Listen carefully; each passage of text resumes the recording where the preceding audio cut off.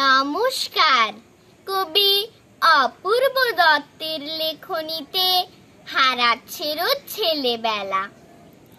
দিন শুরু হয় ভ্যান গাড়িতে, ৬টা বাজতে ১০-এ। ঘুম চোখে কি কোনো মেয়ের স্কুলে মন বসে? সোম মঙ্গল আকার স্কুল, বুধ বৃহস্পত নাচের, রোববারেই যায় একটুখানি খেলার সময় বাঁচে। দুপুরবেলা গুচ্ছ খানেক বাড়ির অঙ্কের বোঝা ধরতের ইচ্ছাই, তাও যদি বা একটা হতো সোজা। একটু যদি ইচ্ছে হলো নাগরদোলা চড়ার, মা বলবে তাতেও নাকি ক্ষতি হচ্ছে পড়ার।